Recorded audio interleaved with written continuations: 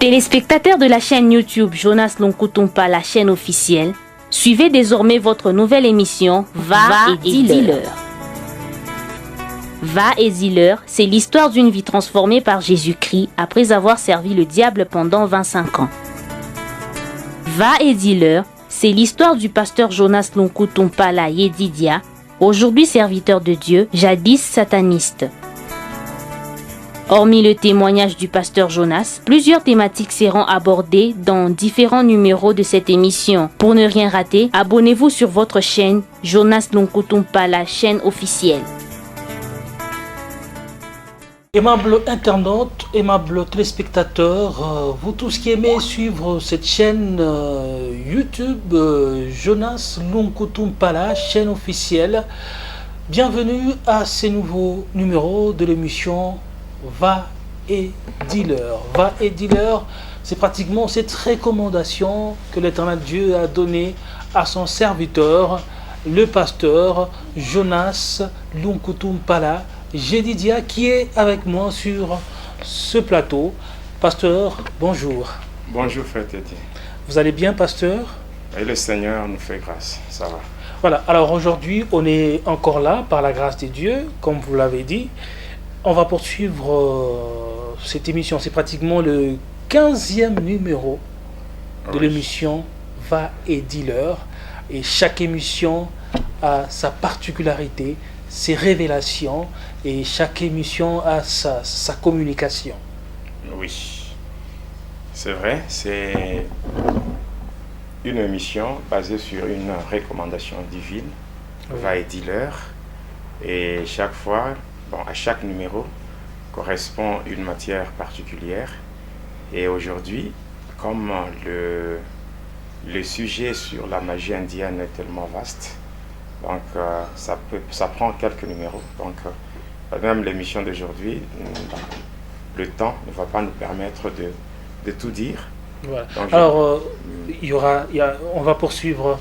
En tout cas, c'est pratiquement un espace approprié pour tout dire. Et alors, pasteur, la fois dernière, vous étiez toujours en train de parler de la magie indienne, tout en parlant aussi de votre initiation dans la magie indienne. Mm-hmm. Alors, je pense que vous allez poursuivre aujourd'hui. Oui, aujourd'hui, je continue avec toujours la magie indienne, mais cette fois-ci, je vais parler sur aussi un thème très important. Mm. Donc, c'est par rapport à l'âme, où nous devons demander au Seigneur de tirer l'âme de la prison. Oui, quand nous prenons la parole de Dieu, nous sommes dans le psaume 142. Psaume 142. Le psaume 142 et le verset 8. Le psaume 142, le verset 8. Le psaume 142, le verset 8.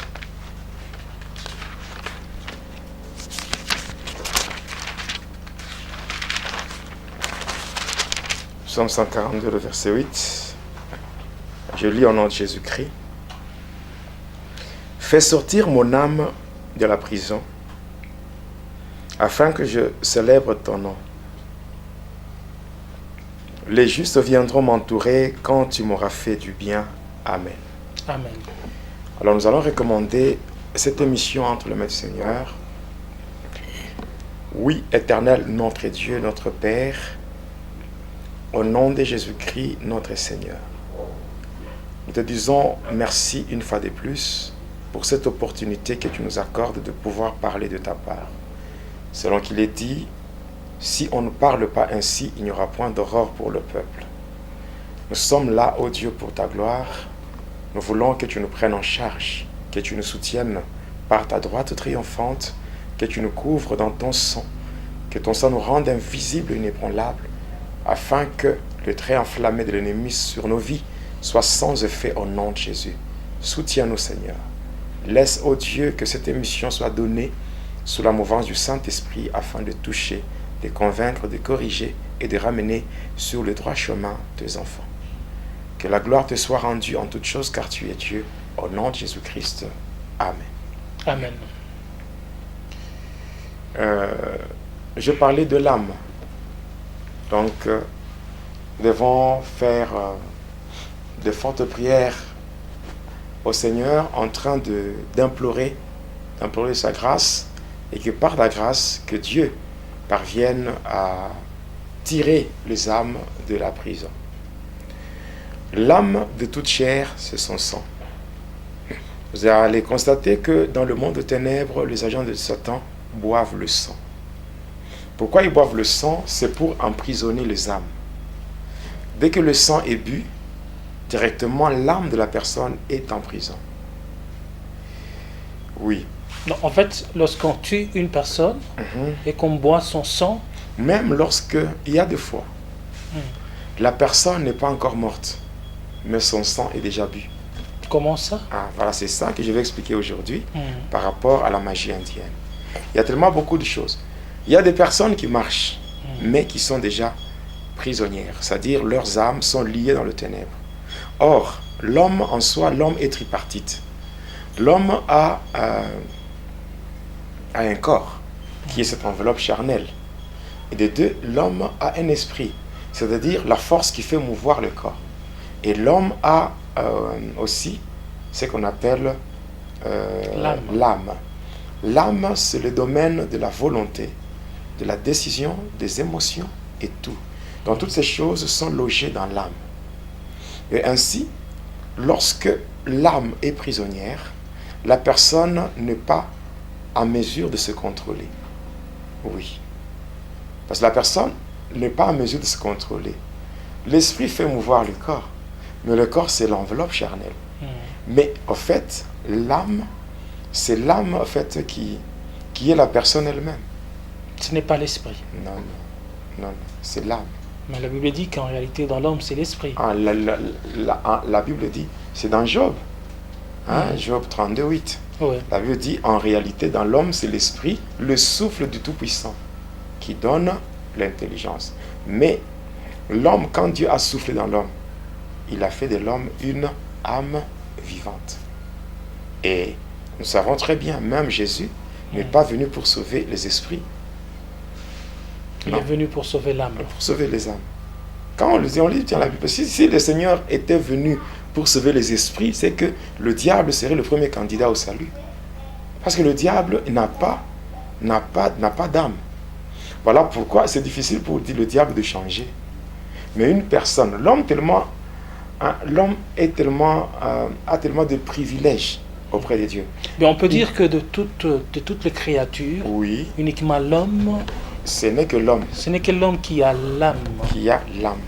Oui, qui a l'âme, donc qui est tripartite. C'est-à-dire que l'homme a l'âme, l'homme a l'esprit, l'homme a le corps. Voilà. Mais l'esprit permet à l'homme de communier avec Dieu. Oui, parce que Dieu est esprit. Et l'homme peut communier avec Dieu passant par l'esprit.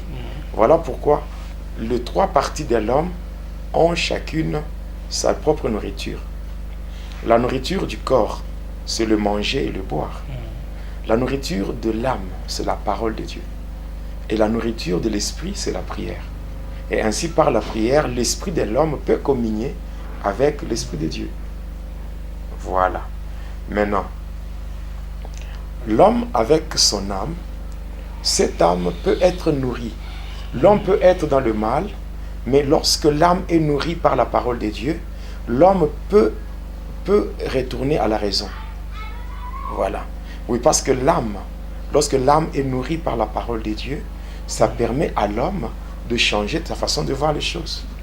Parce que nous devons vivre notre vie à la lumière des Écritures. Or, les Écritures, c'est ça la parole de Dieu. Voilà. En fait, l'âme joue un rôle très important. Partant de ce que on voit que les comportements que les personnes affichent. Le comportement est lié à l'âme. Voilà. Il y a donc les émotions, les sentiments, la volonté, toutes ces choses sont logées dans l'âme. Cette volonté de faire le bien et le mal. Oui, c'est dans l'âme. Donc s'il y a un problème là-bas, c'est déjà, ça va dérouter. Mais quand il est question de punir les trois parties, Dieu punit quoi entre les trois parties? Le corps. Non. Dieu punit l'âme. Lisez bien, dans Ézéchiel, il dit, hein, il est bien dit, c'est l'âme qui pêche, c'est celle qui mourra. Mais l'esprit n'est pas cité là-bas. Ah non, c'est l'âme. Quand on entre dans le livre d'Ecclésiaste, on verra comment les trois parties sont reliées entre elles par ce qu'on appelle le cordon d'argent. Et dès que l'homme meurt, les trois parties se séparent. Je pense que lorsque je parlerai sur le mystère de la mort, je vais expliquer comment le corps, l'âme et l'esprit se séparent. Et la Bible dit que ne craignez pas celui qui peut tuer le corps, mais il faut craigner plutôt celui qui peut tuer le corps et l'âme. Est-ce que le diable peut tuer l'esprit ou l'âme? Le diable a même la capacité de tuer vraiment l'homme qui craint Dieu. Il n'y en a pas. Non, en fait, prenons une personne qui ne craint pas Dieu. Une personne qui ne craint pas Dieu, avant même que cette personne soit atteinte par le diable, cette personne est déjà morte. Oui. C'est-à-dire, il y a des gens, des morts, mais qui marchent. C'est-à-dire, la vraie vie, c'est Jésus-Christ. Quand quelqu'un n'a pas Jésus, il n'a pas la vie. Bon, en fait, donc, quand vous vivez comme ça sur cette terre, et que vous avez une vie, cette vie-là, Jésus n'est pas présent. C'est que vous n'avez même pas la vie. Alors, je veux dire que parfois, nous voyons que les sorciers qui tuent, en fait, qui font des sacrifices en tuant les êtres humains. Alors, en fait, je me dis, ils s'attaquent au corps et à l'âme, et aussi à l'esprit? Non. Il s'attaque à l'âme. Parce que une fois que l'âme est désorientée, dérangée, cette âme fait à ce que la connexion spirituelle soit aussi bloquée. Ici, quand on dit dans 1 Corinthiens 6, 17, elle veut dire, c'est lui qui s'attache au Seigneur. Il est avec lui un même esprit. Ça veut dire, pour que la communion de l'esprit se fasse, il faut d'abord, il y a une condition. Il faut que la personne soit en bonne forme par rapport à son âme vis-à-vis de Dieu. C'est ainsi que vous allez lire, la Bible dit, je souhaite que tu prospères à tous égards comme prospère l'état de ton âme. Oui, donc quand l'âme prospère bien, c'est que la personne est sauvée. Oui. Là, le salut, ce n'est pas le salut n'est pas un salut accordé aux esprits, c'est le salut accordé aux âmes. Quelqu'un qui a une âme qui prospère bien, c'est que cette personne est déjà sauvée. Voilà. Et au ciel, c'est quelle partie qui ira au ciel? Bon, c'est ce que je vais expliquer dans le mystère de la mort. Bon, en fait, on va aller. Je vais expliquer dans le mystère de la mort. Il y a le paradis. Oui. Il y a le paradis qui n'est pas à confondre. Le paradis qui n'est pas à confondre avec le ciel. Il y a aussi, donc, il y a le paradis qui doit être comparé négativement avec le séjour des morts. Oui, le séjour des morts. Le ciel aussi, le contraire. Le ciel, c'est l'enfer. Or que l'enfer, ce n'est pas le séjour des morts. Donc, ce sont ces choses-là. C'est comme Jésus. Quand il disait dans Luc 23, quand il disait au brigand, il dit, aujourd'hui, toi, tu seras avec moi dans le paradis. Il parlait de quoi? Il parlait du paradis. Mais pourquoi il n'a pas dit, toi, avec moi, tu seras avec moi dans le ciel? Le paradis, c'est le lieu de repos. Le séjour, pour ceux-là qui ont bien marché avec le Seigneur par rapport à leur séjour terrestre. Mais là, ce sont des choses qui sont faciles, mais qui sont difficiles à comprendre. De comprendre, mais il faut qu'il y ait quand même des éléments concrets pour que cela serve de support afin de bien expliquer ces choses-là. Mais je pense que nous allons revenir parce que, le témoignage est encore vaste, parce que je peux encore dire que Jusque-là, nous n'avons même pas encore fait le un quart. Oui. Donc, Voilà. nous ne sommes qu'au début du témoignage. Oui. Je profite de l'occasion pour saluer mes frères qui me suivent. Donc, mes frères qui me suivent. Là, je salue mon frère qui est à Johannesburg. C'est le frère Simon, Simon Zabana, qui est en Afrique du Sud. Donc, je les salue en passant. Alors, il y a beaucoup de gens à saluer, mais aujourd'hui, je salue d'abord, le Seigneur me met à l'esprit, le Seigneur me met à cœur de saluer le frère Simon Zabana. Donc, un frère très bien. J'étais avec lui à Rosentenville, à Johannesburg. Et je suis resté chez lui dans sa maison. J'ai vécu dans sa maison pendant plus d'1 mois, avec lui chez lui, à la maison, oui. Donc, c'est un homme très bien qui m'a beaucoup soutenu en Afrique du Sud. Voilà. Et, je parlais de la magie indienne. Je reviens maintenant au témoignage. Oui. D'accord. Alors, parlant de la magie indienne, j'ai dit qu'aujourd'hui, je vais parler sur l'âme. Pourquoi parler sur le problème de l'âme? J'ai dit que il y a des gens qui vivent. C'est-à-dire, dans le monde de ténèbres, c'est-à-dire que quand on veut tuer quelqu'un, on peut d'abord orchestrer la mort de la personne, c'est-à-dire, on prévoit, on boit d'abord le sang. Après avoir bu le sang, on prévoit la circonstance du décès. Et on donne aussi un délai à la personne. C'est-à-dire, le sang est déjà bu, mais la personne vit dans un délai. Quand le délai va expirer, la personne mourra selon la circonstance prévue pour son décès. C'est comme ça qu'il y a beaucoup de gens. Il y a beaucoup de gens qui marchent, mais c'est déjà fini. Dans le monde de ténèbres, c'est fini. C'est déjà fini, on les a déjà sacrifiés. Mais si ces gens vivent, c'est juste par rapport à un délai qui a été donné, c'est tout. Dès que le délai là va arriver à sa fin, ou le délai va expirer, C'est la mort. C'est la mort qui va se concrétiser. Voilà. Alors, quand j'étais là-bas à Kilela Balanda, donc au village natal, alors je restais chez mon oncle. 3 jours plus tard, c'était vers minuit. Adèle et le maître étaient arrivés. Ils étaient arrivés, ils avaient atterri au niveau. C'était la nuit, donc à minuit, ils avaient atterri au niveau de l'église de Saint-Michel, l'église catholique, une grande église qui est construite là-bas, qui avait été construite par des missionnaires catholiques. Alors c'est là que ils avaient atterri. Et je les avais rejoints là-bas. Je les avais rejoints et on avait parlé. Alors j'étais resté là jusqu'au petit matin. Moi, j'étais rentré chez mon oncle, donc le jeune frère à mon père. C'est là que j'étais rentré. Moi, je sortais à travers le mur pour les rejoindre comme cela. Et de la même manière, j'étais rentré. Alors pendant le jour, je faisais semblant de faire la visite du village. Là, les lieux avaient des commerçants qui venaient avec leurs marchandises pour faire des trocs. Alors c'est comme ça que moi, j'étais parti le voir et on avait fixé un rendez-vous. On avait fixé un rendez-vous et un programme précis par rapport aux activités qu'on devait faire là-bas.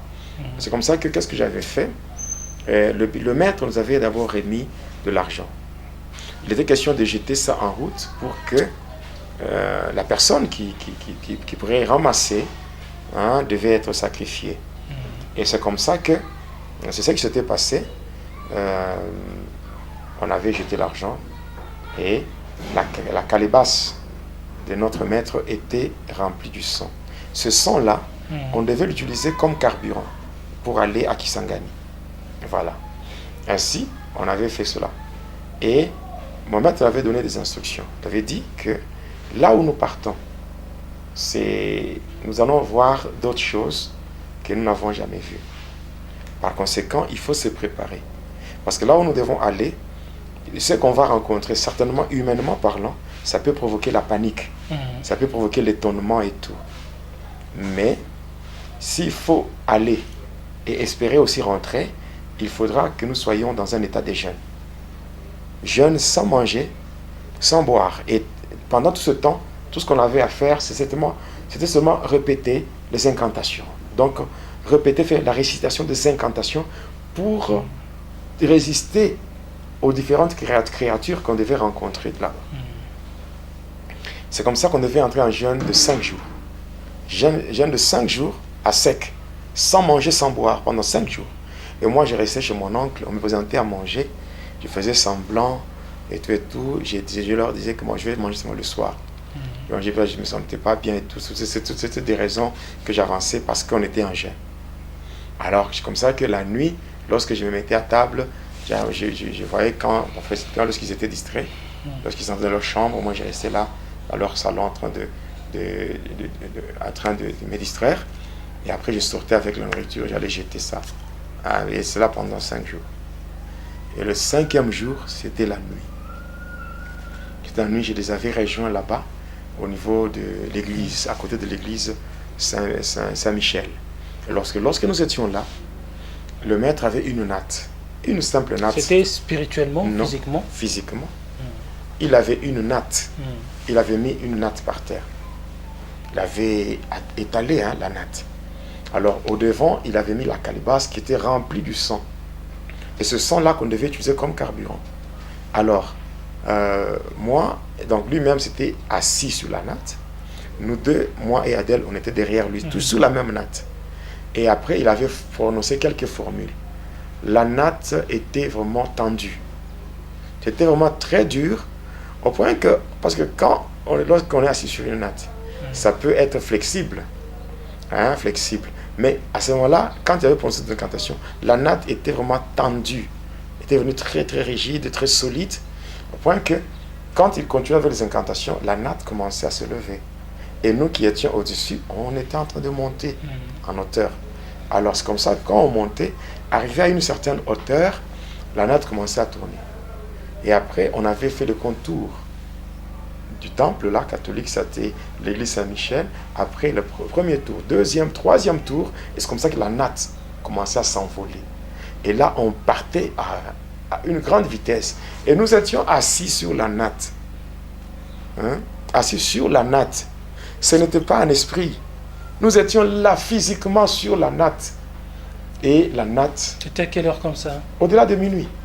Nous étions à 3 assis sur la natte et puis on partait. Mais comment vous avez quitté chez vous, chez votre oncle? Chez mon oncle, j'étais sorti à travers le mur. Je les avais soumis tous à un sommeil magnétique, donc je les avais hypnotisés. Et j'étais sorti. Et votre corps n'était pas dans la maison? Comment? J'étais sorti avec mon corps. Je sors avec mon corps. Oui. J'étais sorti avec mon corps. Je passe à travers le mur et nous étions partis. Oui. Nous étions partis. Là-bas. À Kisangani. Mais avant d'arriver à Kisangani, on avait atterri à un endroit. Donc dans une contrée qu'on appelle Kalemi. À Kalemi. Et précisément au croisement de deux cours d'eau. Il y a la rivière Lukuga et le lac Tanganyika.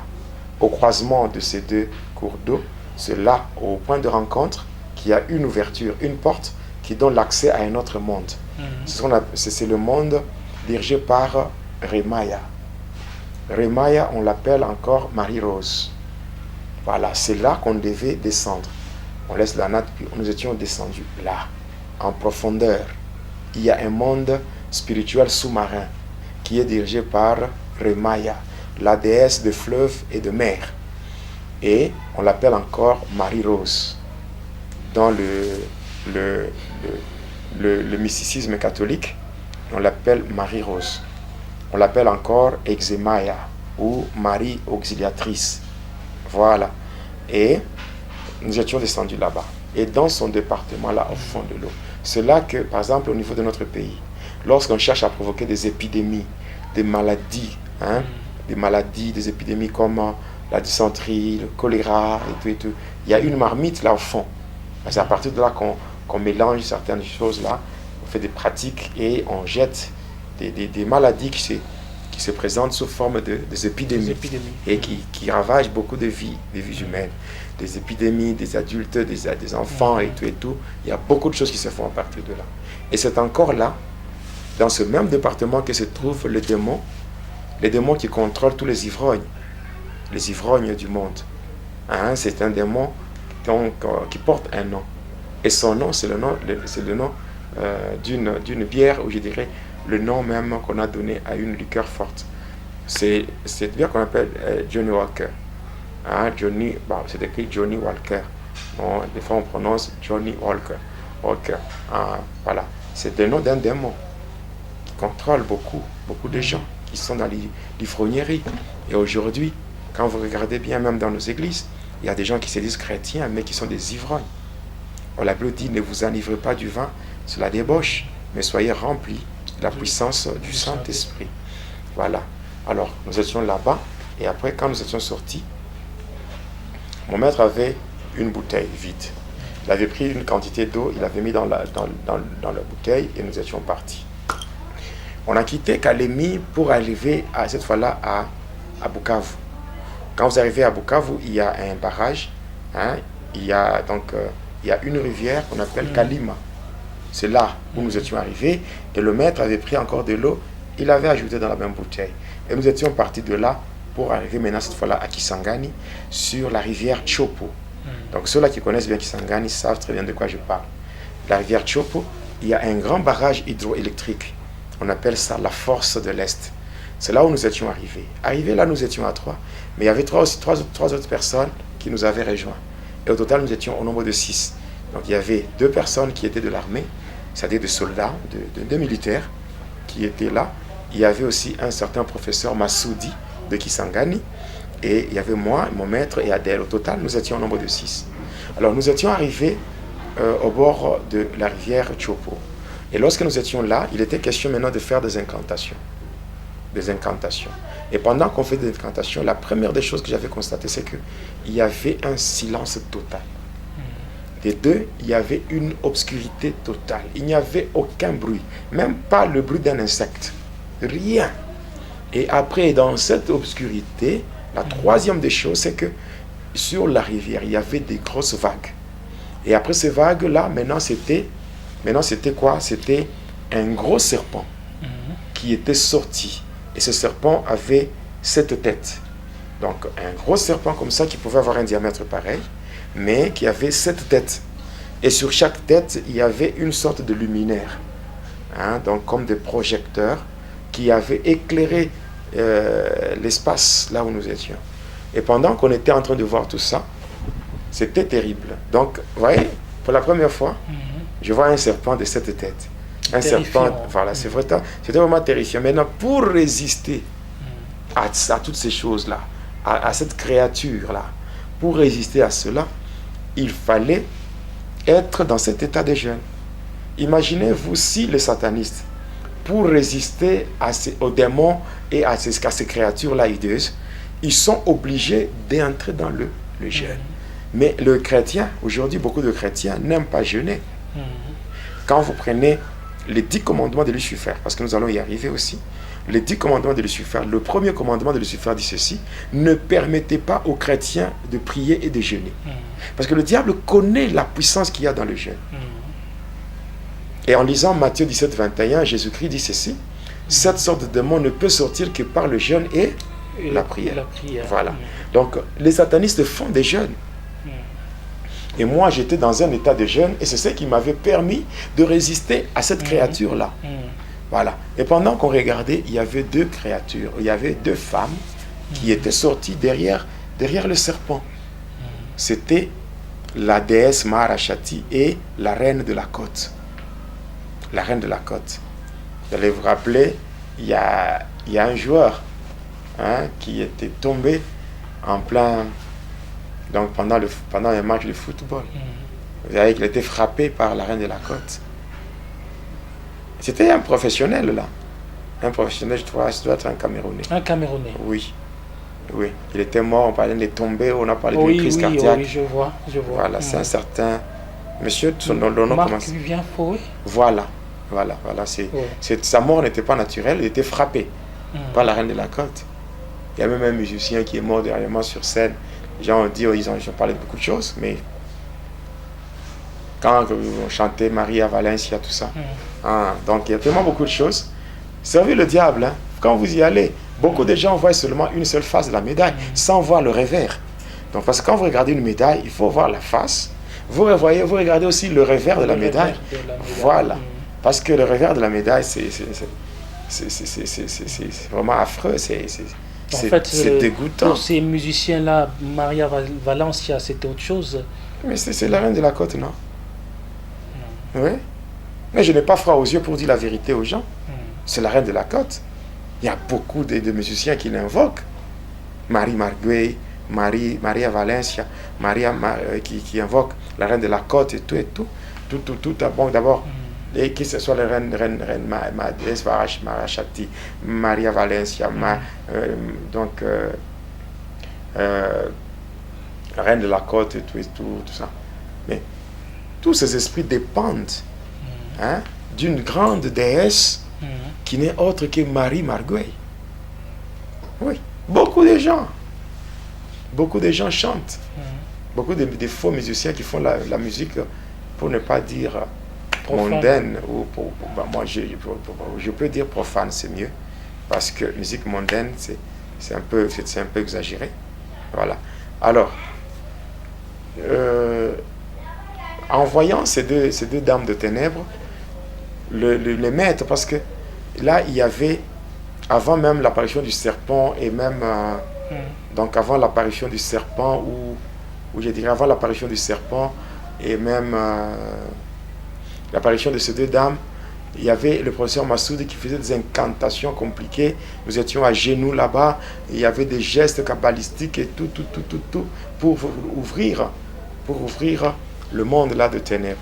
Et lorsque ce monde-là a été ouvert, et c'est comme ça que ces deux dames étaient sorties. Et en voyant ces deux dames, c'est comme ça que ces deux dames nous avaient invités afin que nous puissions les rejoindre, là où elles étaient. Et lorsque on les avait rejoints, derrière le serpent, nous étions entrés là-bas, et en entrant là-bas, c'est comme ça que nous nous sommes retrouvés dans un autre monde. On appelle ça le monde de Pandémonium, le monde de Lucifer, le monde de Satan, ce que beaucoup de gens appellent deuxième monde. Oui, nous étions dedans. Oui, nous étions dans ce monde-là. C'est le monde de Pandémonium. Le monde de Pandémonium, c'est un ensemble qui est divisé en 3 sous-ensembles. Donc, il y a premièrement le monde de Tartarus, c'est-à-dire l'endroit où le diable règne, avec les anges qui ont été précipités ensemble avec lui. Les anges déchus. Oui, les anges déchus. On appelle ça le monde de Tartarus. Deuxièmement, il y a le monde de Polion, c'est-à-dire l'endroit où règne le diable ensemble avec le sirène et les dragons. On appelle ça le monde de Polion. Voilà, c'est là qu'on trouve même les dragons continentaux. Je vais parler de ça. Et après, il y a le monde astral, c'est-à-dire l'endroit où vont ceux-là qui meurent loin de Christ, ceux-là qui meurent dans le péché, ils vont dans le monde astral. Et le monde astral est aussi divisé en 3 parties. Il y a premièrement le quartier des esclaves, deuxièmement la fournaise de Satan, et troisièmement le séjour des morts. Donc c'est comme ça. Là, c'est l'organisation du monde de Lucifer. Et c'est dans ce monde-là que nous étions entrés, et particulièrement dans la deuxième partie qui est le monde de Polion, là où le diable règne ensemble avec le sirène et les dragons. Et parlant de ces noms-là, j'ai déjà entendu ces noms dans des films comme Merlin, comme dans des films qui parlent plus de la magie. Oui, il y a beaucoup de films. Il y a beaucoup de films qui sont tournés dans le département du Prince Talos. Donc, le Prince Talos, oui, il y a beaucoup de films qui sont tournés dans son département, particulièrement de Polion, même l'inspiration de certains films, comme des films d'horreur. Parce qu'en fait, quelle gloire Dieu peut avoir en effrayant les gens. Parce que quand on tourne des films, le film des vampires, le film des vampires, le film des cannibales, le film des zombies, tout ça, les films mystiques, les films des occultistes, et tout, les Merlins et tout. Mais l'objectif, c'est quoi? C'est créer la peur. Parce qu'une fois que vous avez la peur, donc vous êtes déjà désarmé. Oui. C'est comme quand vous êtes en train de vous battre avec quelqu'un. Le combat n'a pas encore commencé. Déjà, vous êtes en train de trembler. Donc vous êtes déjà battu, vous êtes déjà vaincu d'avance. C'est comme ça qu'il faut. Ça permet de désarmer. Il y a des films là qu'on ne peut pas regarder. Il y a d'autres films avec inspiration démoniaque, comme les films qui passent sur Novelas. Vous voyez la chaîne là qu'on appelle Novelas. C'est une chaîne de fait, je dirais comment. Ça entraîne beaucoup de gens à l'impudicité, à l'adultère, donc à la perversion sexuelle. Il y a des films tels que le film là qu'on appelle Marie-Mar. Mais ça c'est simple, c'est clair, c'est Marie-Mar, c'est Marie Marguerite. Marie-Mar, n'est-ce pas? Marie Marguerite. Quand vous regardez, c'est une femme qui vit dans le monde spirituel sous-marin. Vous allez voir même dans le générique là, vous allez voir une femme qui sort avec une partie, comme une sorte de nageoire caudale de poisson. Bon, quand on vous montre toutes ces choses, les gens sont là en train de regarder. Le diable aime passer par des choses qui sont tellement subtiles, mais il fait passer un message. C'est seulement les gens qui sont avisés qui peuvent comprendre que ici il y a des problèmes. Et on peut dire que derrière les maisons cinématographiques, il y a des satanistes la majorité qui essayent de véhiculer des messages. Les grandes stars du monde, les grandes vedettes dans l'industrie du cinéma, ils sont des satanistes, non?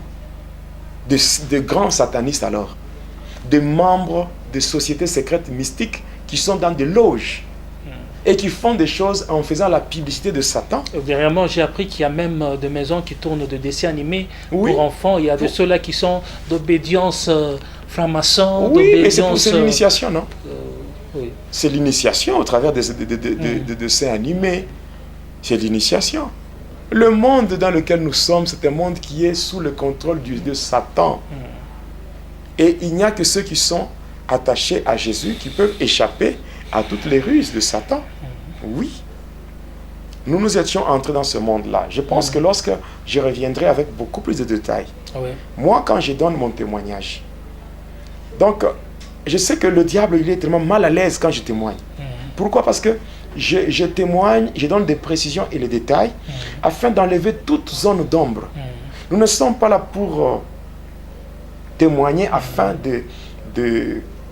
comment dirais-je, d'épater les gens. Mais nous sommes là pour dévoiler les œuvres de ténèbres. Il est dit, nous ne pouvons plus prendre part aux œuvres infructueuses de ténèbres. Par contre, nous devons les condamner. Et nous les condamnons avec la dernière énergie afin que les enfants de Dieu soient éclairés et qu'ils sachent comment prendre maintenant des mesures conséquentes pour faire leur combat spirituel. Parce qu'un combat spirituel, quand vous n'avez pas les éléments, vous ne pouvez pas descendre sur le terrain du combat spirituel. Vous risquez d'être frappé.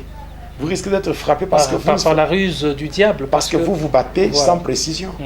Voilà, nous étions entrés là. Et c'est là que j'avais vu beaucoup de choses. J'avais vu les créatures uniquement féminines. Les princesses, les sirènes, les duchesses, les reines, et la déesse Marashati. J'avais vu. Et par après, c'est là que le mariage m'avait été proposé. Parce qu'on avait traîné là-bas, on avait visité, tout ça. J'aurai à revenir sur ces choses lorsque je parlerai sur l'organisation du monde de Satan. Là, je parlerai parce que dans le monde de Polion, comme je l'ai dit, c'est un département où se trouve le diable qui règne avec les sirènes et les dragons. Alors, toutes ces sirènes-là, les dragons, tout ça, ils ont chacun un département. C'est-à-dire, dans le monde de Polion, qui est la deuxième partie du monde de Satan, de Pandémonium, en fait, le monde de Pandémonium, qui est un ensemble divisé en 3 sous-ensembles. Parmi les 3 sous-ensembles, il y a premièrement le monde de Tartarus, deuxièmement le monde de Polion et troisièmement le monde astral. Ainsi, la deuxième partie qui est le monde de Polion est aussi divisée en plusieurs sous-départements. Et c'est là qu'on va trouver un département comme le monde Armstrong, ou le domaine marial, donc le département de la magie catholique dans le monde de Satan. On va trouver le monde Zeppelin, on va trouver le monde des Eucalyptus, on va trouver le monde du dragon de la mer, on va trouver le monde de Gouldes, qui est dirigé par le dragon de montagne, Zeus. Il y a le monde de la sirène Maïmouna. Donc voilà, il y a tellement beaucoup de sous-départements là-bas. Et nous étions dans un sous-département qu'on appelle le pays de la déesse Marashati. Voilà. Et c'est comme ça qu'on avait parlé de beaucoup de choses. Et jusqu'à ce que notre temps de rentrée était arrivé. Et nous étions rentrés. Je suis rentré au village. Voilà.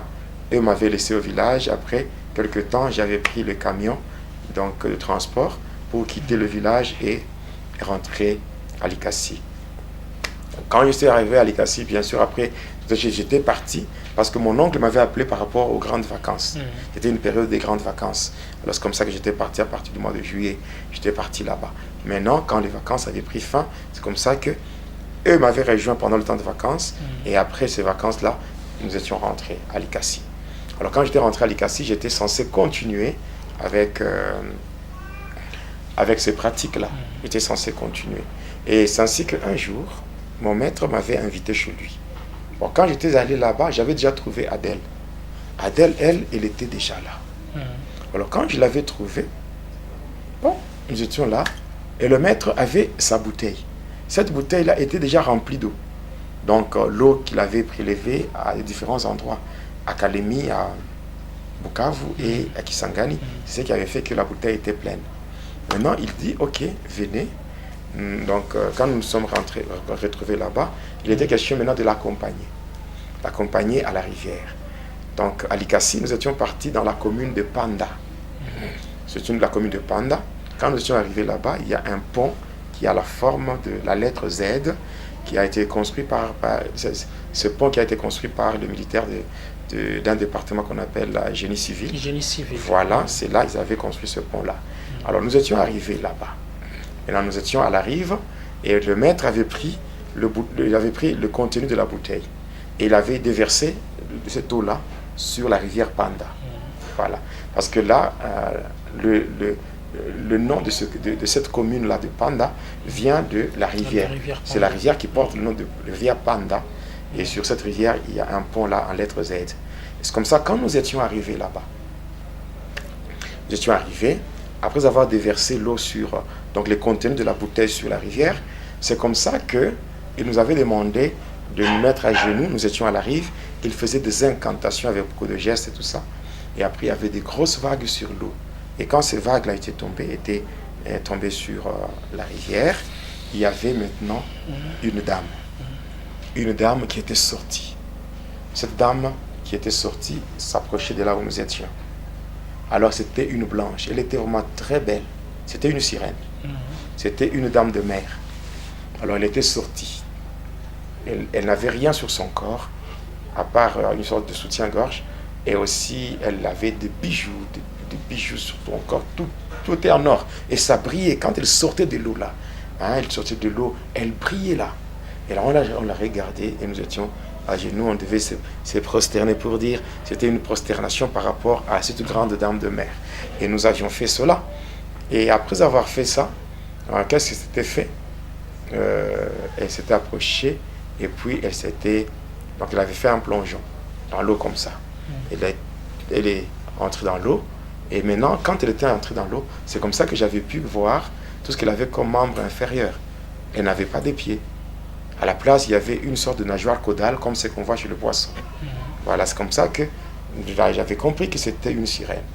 Et elle était partie. Et à partir de ce jour-là, c'est là que mon maître avait pris la parole pour dire, en tout cas, désormais, pour aller dans l'au-delà, pour aller dans l'autre monde, nous n'avons plus besoin d'aller à Kisangani pour entrer par la rivière Chopo.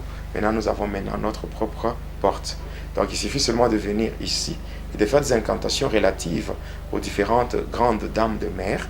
Il y a une dame de mer qui sortira pour donner l'accès à ce monde. C'est comme ça que nous étions rentrés. Après quelques jours, mon maître m'avait appelé cette fois-ci seul. Il m'avait appelé chez lui et il m'avait dit ceci, que lorsque nous étions au pays de la déesse Maharashati, c'est là que la déesse Maharashati avait exigé à ce que moi je prenne une femme, que je puisse me marier. Alors par rapport à l'âge que j'avais à l'époque, alors je lui disais que moi, l'âge que j'ai, bon, je n'ai pas besoin de femme, je n'ai pas besoin de me marier et tout. Mais non, c'est une instruction qui a été donnée, que tu le veuilles ou pas, tu dois te marier. Et surtout, comme tu es censé évoluer dans la magie, il te faut vraiment avoir une femme pour bien évoluer dans la magie. Comme c'était mon maître, j'avais accepté. Alors il m'avait dit que je devais, je devais chercher de l'eau. Je devais chercher de l'eau. Mais l'eau là que je devais chercher ne devait pas être l'eau ça ne devait pas être l'eau d'un robinet ou de l'eau potable achetée dans les supermarchés ou tout, non. Mais ça devait être de l'eau, soit l'eau de pluie ou l'eau de puits. l'eau de pluie ou l'eau de pluie. Et c'est comme ça que j'avais cherché, j'avais trouvé de l'eau de pluie, j'avais mis dans un vase. Et j'étais rentré avec ça chez moi. Je devais mettre ça en dessous de mon lit. Après avoir mis comme cela, qu'est-ce que je devais faire encore? Je devais aller au marché chercher l'hameçon. Et aussi, je devais chercher le fil que les femmes utilisent pour tresser les cheveux. Le fil là, noir. Voilà. Je suis allé, j'avais cherché tout ça, j'avais trouvé. J'étais rentré. Après, j'avais placé cela en dessous de mon lit. Après quelques jours, je devais me rendre à la rivière. Et j'étais parti à la rivière Panda. Quand j'arrive là-bas, je prends le vase. Donc, en fait, qu'est-ce qu'il avait demandé? Il avait dit que cette eau-là de pluie, je devais mettre en dessous de mon lit, je devais faire la pratique qu'on appelle l'onanisme. L'onanisme pour libérer la semence masculine et la mélanger avec cette eau et mettre en dessous de mon lit. Et c'était chose faite. Et après quelques 3 jours, j'étais parti à la rivière. Et arrivé là à la rivière, il fallait maintenant prendre le contenu du vase, donc mettre ça d'abord de côté et faire certaines incantations. J'avais lié le fil à l'hameçon, mais sans utiliser une canne à pêche, mais j'avais juste jeté l'hameçon sur l'eau. J'ai prononcé quelques incantations et après quelques temps, qu'est-ce qui s'était passé? Le fil là était tendu. C'est comme s'il y avait déjà quelque chose qui avait mordu à l'hameçon. Et c'est comme ça que quand j'ai cherché à tirer, c'était vraiment très lourd. J'ai commencé à tirer, j'ai tiré, et au bout là, il y avait déjà un poisson, un gros poisson là. Et je l'avais détaché, je l'avais mis dans l'eau. Et j'étais rentré chez moi. J'avais mis cela en dessous de mon lit. Je suis allé voir mon maître pour d'autres instructions. Arrivé là-bas, je lui parle, il me dit, ok, ça va, comme tel est le cas. Comme tel est le cas, comme tu as déjà réussi à revenir ce que j'avais demandé, tu vas aller encore à la même rivière et tu vas, mais cette fois-ci, déverser tout le contenu de ce vase-là sur l'eau. Et j'étais parti. Arrivé là-bas, c'était à minuit. J'étais seul. Je prends le vase, je déverse le contenu, c'est-à-dire que l'eau qui était là, ce mélange d'eau là, avec le poisson, ce poisson qui s'est mouvé, alors je déverse tout sur la rivière. Et après, au-delà de minuit, j'étais de l'autre côté en train d'attendre la réaction. Et après quelques temps, j'ai vu sur l'eau, sur la rivière, il y avait une forte lumière. Et dans cette lumière, qu'est-ce que je veux voir? Je vois une dame blanche qui sort de l'eau, qui sort et qui marche dans cette lumière-là. Et elle vient me rejoindre jusqu'à la rive. Alors quand elle m'avait rejoint à la rive, elle va me poser la question de savoir pourquoi je l'avais réveillée. Je lui explique clairement que non, en tout cas, moi, ce que je suis venu la réveiller comme ça pour qu'elle soit ma femme. C'est comme ça que je lui avais dit. Elle m'avait regardé et puis à un moment donné, elle a dit, ok, j'ai compris ce que tu veux, mais cependant, moi, je ne suis pas intéressé. Elle avait dit, oui, non, elle avait dit qu'elle ne voulait pas de cette liaison-là. J'ai dit, mais pourquoi? Elle me dit, en tout cas, je sais très bien que tu ne sauras pas bien me garder, tu ne sauras pas me rendre heureuse. Voilà, donc une distraction compliquée. Un démon qui commence à me distraire. On dirait que c'est comme si c'était un être humain. C'est comme si c'était des choses naturelles. Ouais. On peut parler naturellement là, comment...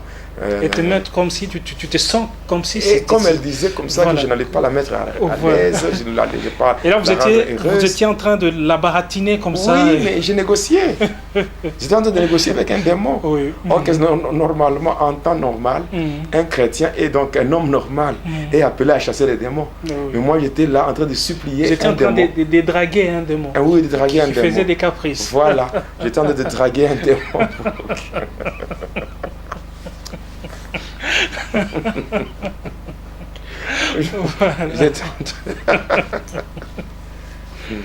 C'est drôle. Voilà. C'est drôle vraiment. Être envoûté, c'est une très mauvaise chose. Oui. Quand j'étais en train de draguer un démon, et au final, elle a dit, ok, comme tu as beaucoup insisté, ça va, j'accepte, à une seule condition. Il faut que tu viennes te présenter chez nous. Ouais, c'est comme ça qu'il m'avait dit. Donc c'était comme un scénario d'une histoire normale. Voilà, et voilà. Le début d'une histoire d'amour. Voilà, et elle me donne un jeton de couleur jaune et me dit de la rejoindre. De la rejoindre là-bas dans son monde. Alors, ça va, elle était rentrée sur l'eau. Moi, j'étais rentré voir mon maître. Le lendemain, j'ai vu mon maître, je lui avais tout relaté. Il dit, ok, c'est bon. Maintenant, avant d'y aller, tu dis que les femmes de ce monde-là sont dotées d'une séduction terrible. Alors, par rapport à leur séduction, tu ne sauras pas leur résister. Et tu vas tomber. Et là-bas, si tu pars et que tu parviens à tomber avec une femme, pour en termes clairs, si tu parviens à coucher avec une femme de l'autre côté, dans ce monde-là, tu ne rentreras pas. Tu resteras là-bas pour toujours. Alors, pour que tu fasses un aller et retour, pour que ton départ ne soit pas un aller simple, alors qu'est-ce que tu dois faire? Tu dois entrer en jeûne. Encore le jeûne.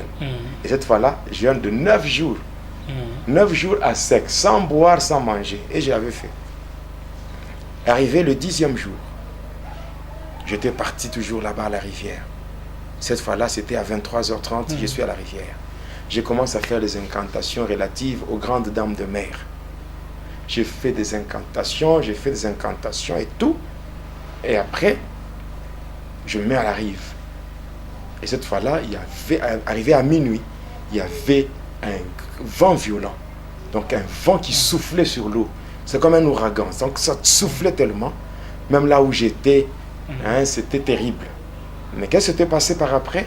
Pendant que j'étais là, je vois des vagues, des grosses vagues. Et après ces vagues, c'est cette dame-là, cette sirène. Cette sirène-là qui était sortie lorsqu'on avait déversé le contenu de la bouteille avec mon maître et Adèle. Et c'est cette fois-là, c'est cette dame-là et cette dame de ténèbres qui sort. Voilà. Et elle sort là-bas. Moi, je suis à la rive. Et puis elle m'invite et dit, si je veux à ce qu'elle ouvre pour moi la porte, pour me donner l'accès à ce monde-là, il fallait que je la rejoigne là où elle était. Alors je quitte la rive, je descends dans l'eau. Et j'étais entré dans l'eau, je l'avais rejoint là où elle était. Et là où elle était, quand vous étiez en train de marcher sur l'eau ou nager ou... J'avais nagé et puis donc je suis arrivé là où elle était. Et quand j'étais devant elle, donc tous les membres inférieurs étaient dans l'eau. C'est seulement la partie supérieure qui était vraiment visible. Alors je la regardais, elle me dit de l'embrasser ou de la serrer fortement dans mes bras. Et là, je m'approchais et je l'avais serrée comme ça dans mes bras. J'avais serré une sirène dans mes bras. Et comme cela ne suffisait pas, elle dit non, pour que je te fasse entrer là-bas, il faut que tu introduises ma langue. Et tu introduises ta langue dans ma bouche. Et c'est comme ça qu'elle avait ouvert sa bouche et j'avais introduit ma langue dans sa bouche. Et le fait d'avoir introduit ma langue dans sa bouche, c'est comme ça qu'elle avait glissé sur mon corps. Elle est entrée en profondeur et s'était retournée comme ça. Et ainsi, avec sa nageoire caudale, elle avait agité l'eau. L'eau était montée jusqu'à descendre sur ma tête. Lorsque l'eau m'avait touché au milieu de la tête, c'est comme ça que j'ai commencé à descendre dans l'eau. J'ai commencé à m'enfoncer. Et pendant que je descendais dans l'eau, je descendais, et après un moment donné, je sens une main diabolique là me tenir au pied. Et cette main m'a commencé à me tirer. Et ça me tirait jusqu'à ce que j'étais en profondeur et j'avais même perdu connaissance. Et quand je perds connaissance comme ça, et quand je reviens à moi-même, je suis au fond de l'eau. Au fond, donc là je suis en profondeur. Et là, il y a un gros crocodile, c'est-à-dire un caïman, qui se présente devant moi. Et maintenant, ce caïman avait ouvert sa gueule. C'était le moyen de transport qui devait me prendre pour m'amener de l'autre côté. Je devais entrer dans sa gueule et m'allonger sur sa langue. Je devais m'allonger sur sa langue et en m'allongeant sur sa langue, je devais éviter ses crocs. De sorte que si... Donc je devais être... Donc je restais juste au milieu. De sorte que...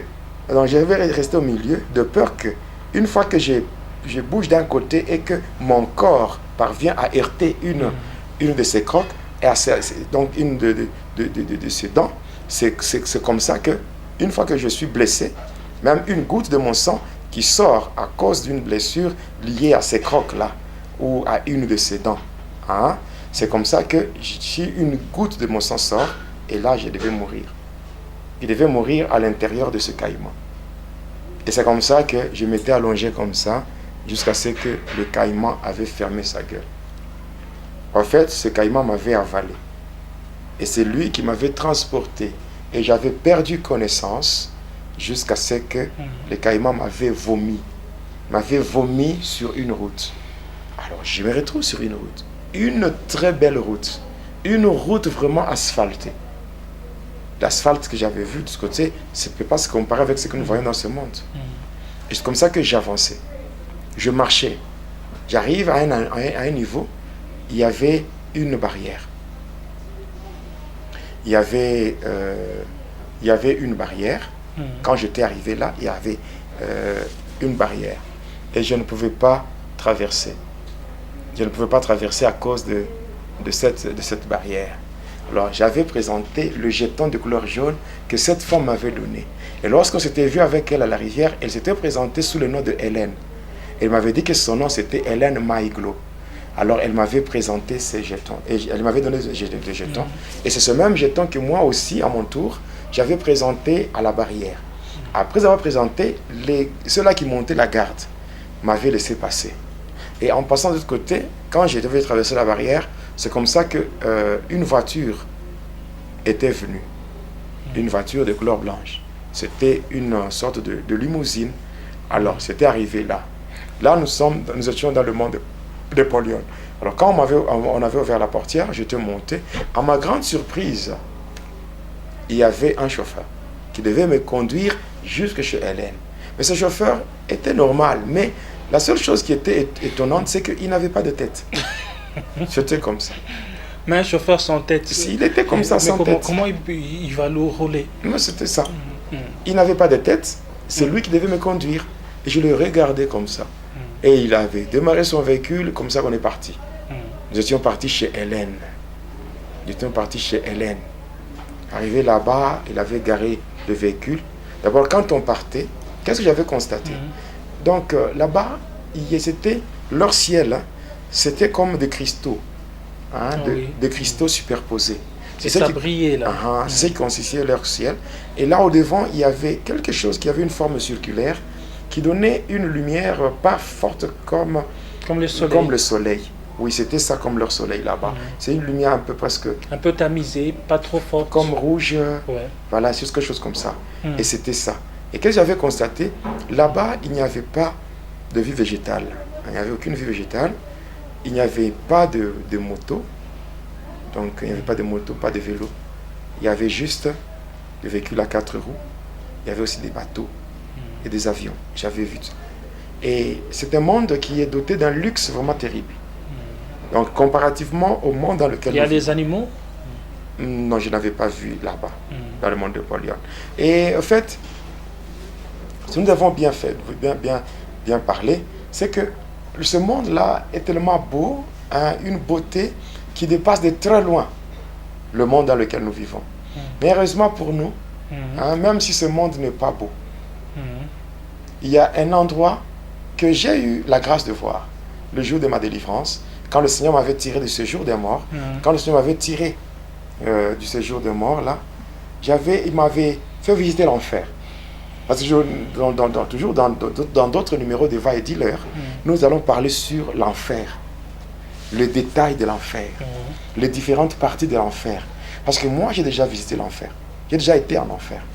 Donc, le Seigneur m'avait fait visiter l'enfer après ma délivrance. Après avoir visité l'enfer, le Seigneur m'avait même donné la liste des gens qui iront en enfer. Il m'avait donné juste un verset. Il m'avait dit Apocalypse 21, verset 8. Voilà, c'est ça la liste de ceux qui vont hériter. Donc, ils vont aller en enfer, c'est-à-dire dans le feu, dans le lac de feu et de soufre, ce qui est pratiquement la seconde mort. Après, le Seigneur m'avait fait monter avec lui au ciel, dans le 3e ciel. Et dans le 3e ciel, j'ai eu à visiter le ciel. Après, le Seigneur m'avait montré la Jérusalem nouvelle, cette cité préfabriquée qui descendra lorsque le ciel et la terre fuiront pour laisser cette cité, comme on dirait le tabernacle de Dieu, où Dieu va habiter avec les humains. Voilà, j'ai déjà vu. Alors quand j'essaie un peu de faire une analyse, une comparaison, quand je compare le monde là, ce monde-là, le monde de Satan, le monde de Polion, Si je le compare avec le monde des humains, je comprends que le monde des humains n'est pas beau. Mais si je compare le monde de Satan avec cet endroit, l'endroit que le Seigneur Jésus est allé préparer pour nous, comme il a dit, il est nécessaire que je m'en aille chez le Père afin de vous préparer une place. Et je reviendrai vous chercher. Alors cet endroit est tellement beau, ça dépasse de très loin le monde de Satan. Donc, mes bien-aimés dans le Seigneur, ne vous inquiétez même pas. Ne vous inquiétez même pas. Dans ce monde ici, nous sommes ici pour un temps. Oui. Même le Seigneur a dit, je vous laisse dans le monde, mais sachez que vous n'êtes pas de ce monde. Je m'en vais vous préparer une place et je reviendrai vous chercher. Oui. Donc nous n'avons pas besoin d'envier le monde de Satan. Amen. Nous n'avons pas besoin d'envier le monde des occultistes. Mais nous n'avons qu'à rester fidèles à Jésus et attendre son retour glorieux. Et là, nous aurons l'accès à la Jérusalem nouvelle. Nous serons enlevés. D'abord, nous vivrons avec le Seigneur. Après, ce sera le millénium. Nous allons régner pendant 1000 ans avec Jésus. Et après le 1000 ans, après la guerre de Gog et Magog, et là, nous serons avec le Seigneur, oui, dans la Jérusalem nouvelle. Et là, ça sera la vie éternelle. Donc ça, c'est vraiment une évidence. C'est vraiment un acquis. Et donc, il n'y a personne qui peut enlever ça de mon cœur. Il n'y a personne qui peut soustraire ça de ma foi. Donc, non seulement j'ai la foi, mais moi, au-delà de la foi, ce sont des choses que j'ai déjà vues. Voilà pourquoi, pour un temps, pendant que je suis encore sur cette terre, je ne peux qu'accomplir la volonté du Seigneur, je ne peux que faire l'œuvre de Dieu, je ne peux que m'identifier à un messager qui est là pour rendre gloire au Seigneur au travers de mon témoignage. Et après, je sais que j'irai. Je vivrai éternellement dans la présence de mon Dieu. Voilà, alors je pense qu'aujourd'hui, nous allons laisser les internautes, les téléspectateurs de Va et Dealer en suspens, parce que on va continuer dans le prochain numéro. C'est bon. Je sais qu'il y a tant de choses à dire. On va continuer, aimables téléspectateurs, ne vous en faites pas. Alors, si c'est la toute première fois que vous avez l'occasion de nous suivre, n'hésitez pas de vous abonner sur la chaîne YouTube Jonas Lunkutu Pala, chaîne officielle. Jonas Lunkutu Pala, chaîne officielle. Abonnez-vous. En tout cas, que l'Éternel Dieu vous bénisse. Alors, pasteur, on va terminer. Oui, je termine. Avant d'exhorter ou de faire un appel, j'ai dit merci d'abord à tous mes frères et sœurs qui me soutiennent de partout dans le monde. Oui, tous les membres du ministère international, prions pour le monde. Ceux qui sont avec moi sur WhatsApp, dans le groupe Prions pour le monde 1, 2 et 3. Et même ceux-là qui sont avec moi sur Skype, qui sont avec moi sur Skype dans le groupe La puissance de la prière victorieuse. Et je salue.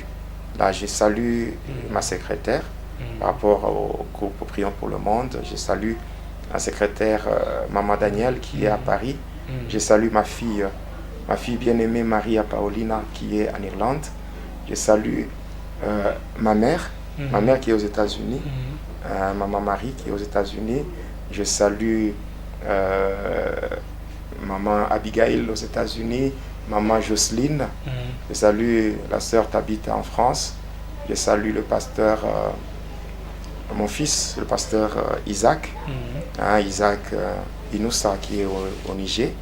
Donc je salue vraiment tout le monde. Je salue ma sœur Léon qui est en France. Je salue tellement tout le monde, Maman Jocelyne. Je salue tout le monde, ceux-là qui me connaissent, ceux-là qui me soutiennent. Je salue Maman Nathalie qui est en Australie, Maman Gégé qui est à Belgique, donc le pasteur Valérie à Londres, donc Maman Jemima. Je salue la sœur Marlise en Afrique du Sud, le frère Simon Zaban en Afrique du Sud, Johannesburg. Je salue vraiment tous ceux qui me connaissent. Donc le pasteur Daple qui est aux États-Unis. Donc je salue le pasteur Amou qui est à Côte d'Ivoire. Le pasteur Kalou qui est en Afrique du Sud. Donc tous les hommes de Dieu qui me connaissent. Tous les serviteurs de Dieu, les servantes de Dieu, les frères et sœurs. Donc tous ceux-là qui me connaissent. Le frère Julien, le frère Julien. Donc, je salue tout le monde. En tout cas, que le faveur divine soit votre partage. Au nom de Jésus, je n'oublie pas maman Jocelyne qui est aux États-Unis. Donc, le frère Audric Nguama en France et beaucoup de gens qui me connaissent. Soyez bénis, soyez abondamment bénis. Donc, nous n'avons pas terminé par rapport à Va et Dealer. Nous nous sommes retrouvés bloqués par rapport au temps. Le temps ne nous a pas permis, le temps est tellement jaloux aujourd'hui. En fait, merci de préciser, pasteur. En fait, c'est par rapport au temps. Ne vous en faites pas. Vous aurez à suivre dans le prochain numéro. Oui, le temps est tellement jaloux. Voilà, le temps c'est le temps, comme on dit. Le temps, c'est le temps. Le temps est jaloux. Le temps est comme l'oiseau. Si vous ne le saisissez pas, il est parti. Alors le temps est parti. Vous comprenez qu'il y a encore des choses à vous expliquer. Soyez patient. Abonnez-vous seulement à votre chaîne. Je ne dirais même pas que c'est ma chaîne, c'est votre chaîne. Abonnez-vous, Jonas Lunkutumpala, chaîne officielle. Abonnez-vous. Et aussi, je précise, pour ceux qui ont besoin de prières particulières, on n'avait qu'à prendre le numéro qui sont là, le numéro qui sont affichés. À partir de ce numéro, tous ces numéros sont sur WhatsApp. Vous pouvez, à partir de ce numéro, vous entrez sur WhatsApp, vous allez trouver un groupe qu'on appelle Prions pour le monde. À partir de ce groupe-là, on va vous envoyer des liens d'invitation pour aller dans Skype, dans la puissance de la prière. Et c'est là que, quel que soit le sujet de prière que vous avez, les différentes requêtes, nous allons vous soutenir parce que nous avons une forte équipe d'intercession. Donc nous avons des intercesseurs qui sont là pour cette œuvre et qui travaillent vraiment, c'est bien organisé. Voilà, qui travaillent pour soutenir tous ceux qui ont des problèmes. Donc sur Facebook, vous pouvez consulter notre page, c'est Grâce sur Grâce.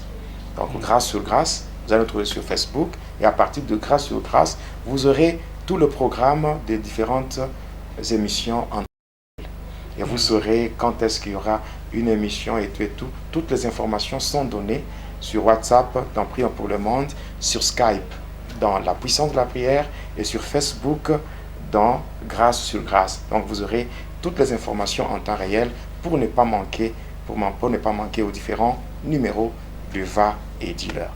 Que le Seigneur vous soit favorable. Retenez seulement que quel que soit l'état du monde dans lequel nous vivons, quel que soit ce qui se passe chez Satan, les agents de Satan qui vont explorer ce monde-là et qui font du n'importe quoi là-bas, sachez très bien que et ce monde et le monde de Satan, les deux mondes réunis ne peuvent pas se comparer à la demeure que le Seigneur est allé préparer pour nous. Voilà pourquoi, au nom de Jésus-Christ, je vous supplie de rester attaché à Jésus, de garder la foi, de garder la foi jusqu'à ce que le Seigneur reviendra. Même si vous mourrez avant le retour du Seigneur, sachez que, étant chrétien, si vous mourrez en tant que chrétien, le jour où le Seigneur viendra, vous entendrez le son de la trompette. Vous sortirez pour être revêtus des corps glorieux et nous monterons ensemble pour rejoindre le roi de gloire. Nous allons régner avec lui pendant 1000 ans. Après le 1000 ans, nous descendrons, après le 1000 ans, donc après d'abord l'enlèvement, les noces dans les airs. Après cela, nous allons descendre pour le règne millénaire. Après cela, après la bataille de Gog et Magog, comme c'est nous qui sommes dans l'équipe qui gagne, et nous allons vaincre le diable et tout. Voilà, et ça sera maintenant la descente de cette cité préfabriquée qui a une beauté qu'on ne peut pas comparer avec ce monde ici. Et c'est là que nous serons, nous vivrons, nous resterons éternellement là avec le Seigneur Jésus-Christ. Nous passerons notre éternité dans la présence de notre Dieu. Tout ce que vous avez à faire, c'est écouter la voix du Seigneur qui est en train de frapper à la porte du cœur de tout un chacun en disant, selon Apocalypse 3:20, voici, je me tiens à la porte et je frappe. Si quelqu'un entend ma voix et qu'il ouvre, j'entrerai. Il va entrer, il va transformer vos vies, il va vous faire du bien. Non seulement vous faire du bien, votre salut sera assuré et garanti. Que le Seigneur vous bénisse au nom de Jésus. Jésus-Christ est là, il frappe à votre porte. N'endurcissez pas vos cœurs. Ouvrez vos cœurs pour le recevoir, car il est là pour vous. Au travers de ce monde, au travers de ces témoignages, voulais-je dire, j'aimerais que vous puissiez accepter Jésus, que vous puissiez les recevoir dans vos vies. Que l'Éternel Dieu vous bénisse et merci du fait que vous étiez en train de nous suivre. Surtout, n'oubliez pas, abonnez-vous sur la chaîne YouTube Jonas Lunkutu Pala, chaîne officielle. Que Dieu vous bénisse. Téléspectateurs de la chaîne YouTube Jonas Lunkutu Pala, chaîne officielle, suivez désormais votre nouvelle émission Va et dis-leur. Va et dis-leur, c'est l'histoire d'une vie transformée par Jésus-Christ après avoir servi le diable pendant 25 ans. Va et dis-leur, c'est l'histoire du pasteur Jonas Lunkutu Pala Yedidia, aujourd'hui serviteur de Dieu, jadis sataniste. Hormis le témoignage du pasteur Jonas, plusieurs thématiques seront abordées dans différents numéros de cette émission. Pour ne rien rater, abonnez-vous sur votre chaîne Jonas Lunkutu Pala, chaîne officielle.